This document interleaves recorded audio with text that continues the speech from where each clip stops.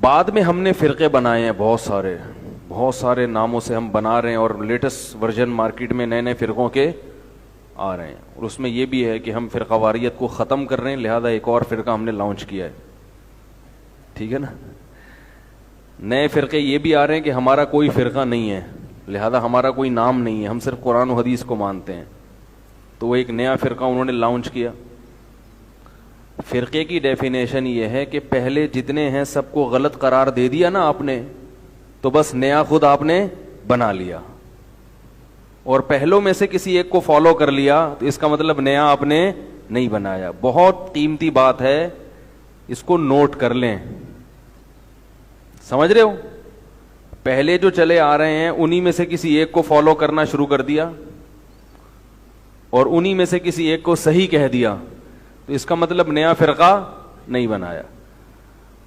اور اگر نیا کچھ لے کر آئے, پرانوں کو غلط قرار دے دیا, تو آپ چاہے قرآن و حدیث کا نام لیں, چاہے آپ یہ کہیں کہ میں فرقہ واریت ختم کر رہا ہوں, مطلب نئی چیز مارکیٹ میں لائے ہو آپ. کل بدعۃ ضلالہ, حدیث میں آتا ہے ہر نئی چیز کیا ہے؟ گمراہی ہے. کیونکہ اسلام کو آئے ہوئے 1400 سال ہو چکے ہیں, اور یہ امت گمراہی پہ ایک سیکنڈ کے لیے بھی جمع نہیں ہوئی ہے. پچھلے سب غلط کا مطلب امت میں ایسا وقت آیا ہے کہ کوئی بھی صحیح نہیں تھا, اس کا مطلب امت گمراہی پہ جمع ہو گئی, تو پھر نبی کی یہ حدیث غلط ہو جائے گی. سمجھ رہے ہو؟ باقی ایک لفظ ہے, بحث ہے, میں ادھر نہیں جاؤں گا ابھی, کہ فرقہ کہتے کس کو ہیں. یہ حنفی, شافعی, مالکی, حنبلی یہ فرقے نہیں ہیں امت میں.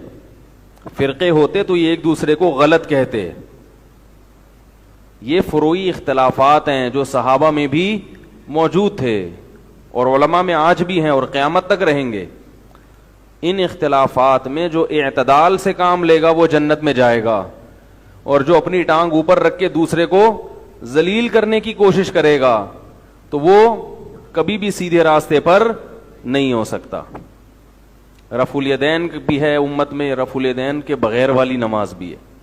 اگر بغیر رفع الیدین والا یہ کہنا شروع کر دے کہ جو رفع الیدین کرتے ہیں وہ غلط کرتے ہیں, ان کی نمازیں خلاف سنت ہیں, تو یہ رفع الیدین ترک کر کے جہنم میں جائے گا. اور اگر رفع الیدین والا تشدد کی راہ اختیار کرے اور کہے کہ جو رفع الیدین نہیں کرتے ان کی نمازیں خلاف سنت ہیں, وہ غلط کر رہے ہیں, وہ نبی کے منکر ہیں, تو پھر رفع الیدین کر کے بھی آپ جنت میں نہیں جا سکتے.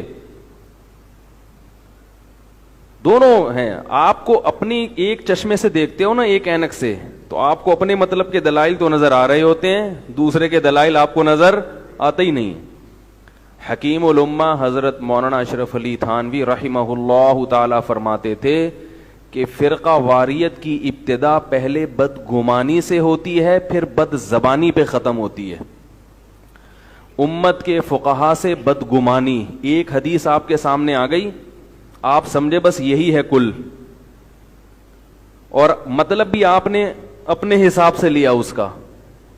بدگمانی پھیلی, بدگمان ہوئے آپ دوسرے فقہا سے, کچھ وقت کے بعد بد زبان بھی ہو گئے, فقہا کا نام بھی احترام سے لینا بند کر دیا.